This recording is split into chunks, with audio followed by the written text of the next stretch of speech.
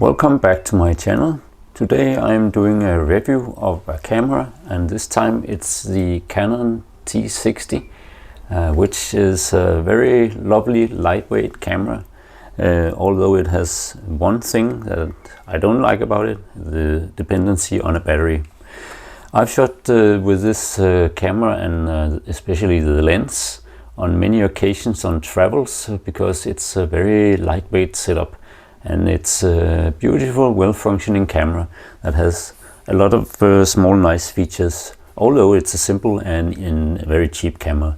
But let's delve deeper into it.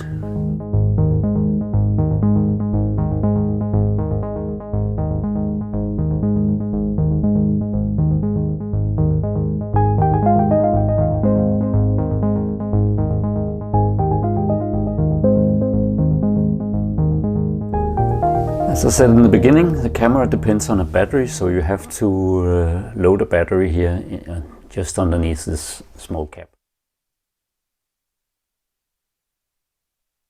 Then when you have the battery, you also have a lot of different features up here.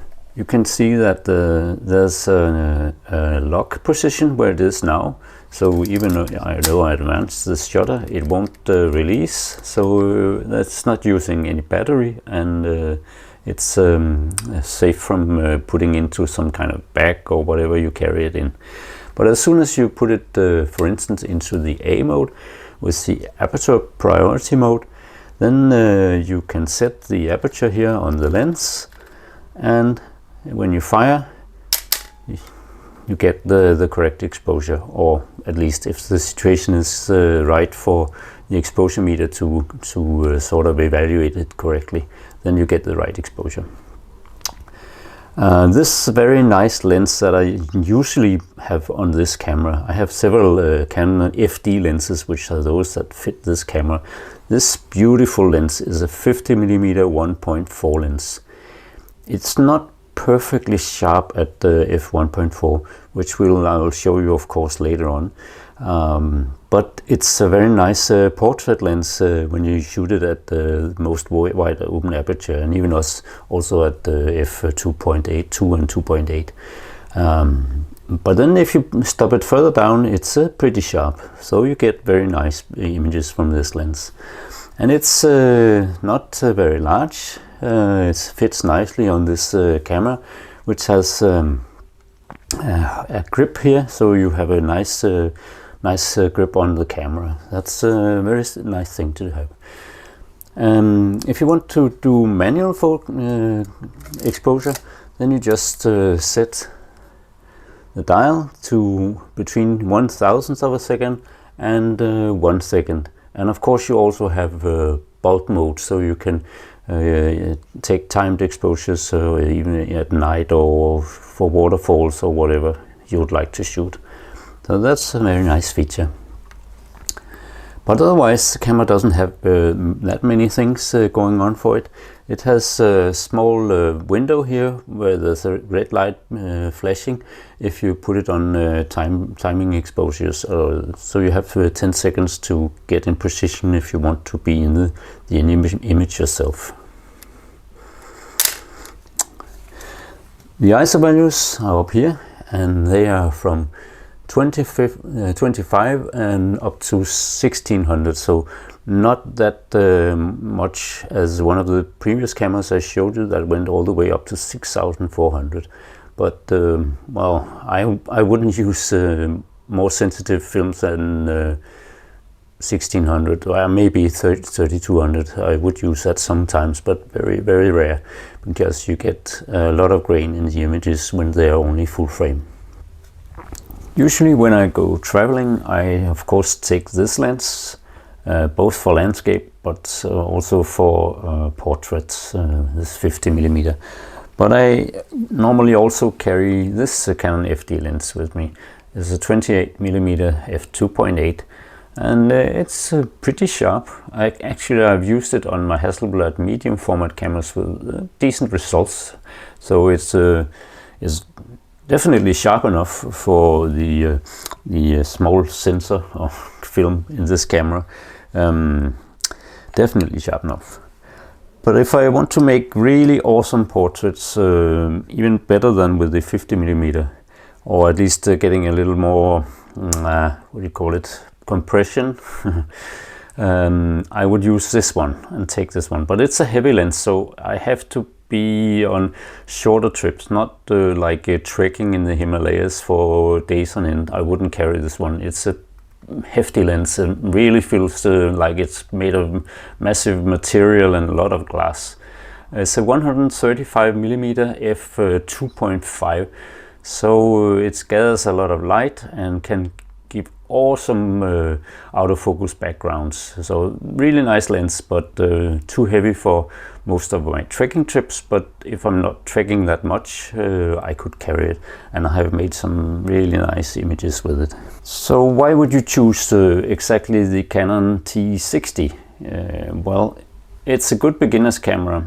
The only downside to it is the dependency on the battery.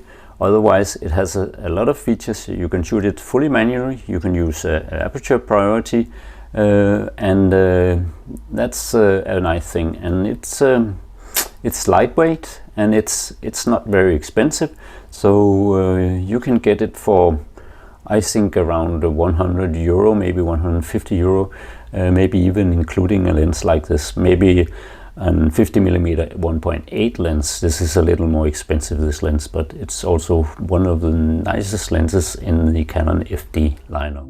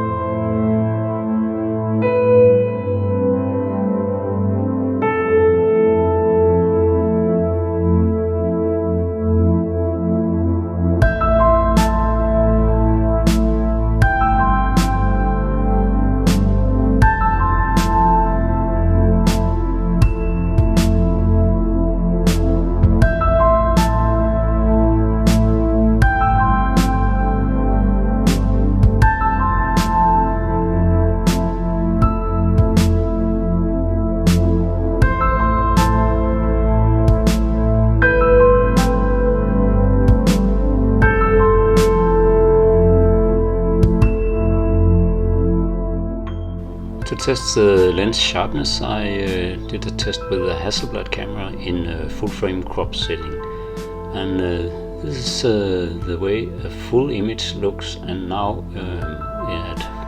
switching between f1.4 and 5.6, and now between f1.4 and f16, just to show you the vignetting of the lens. It is a little bit at 1.4. Now let's look at the center sharpness. This is f1.4 on the left and f5.6 on the right. Pretty decent sharpness in the center, little less contrast at f1.4, and here with f16 on the right. Now let's look at the corners. It's a bit blurry at f1.4, but the 5.6 is pretty nice. And let's compare it also to f16, which also is pretty nice. So actually, this lens is very sharp.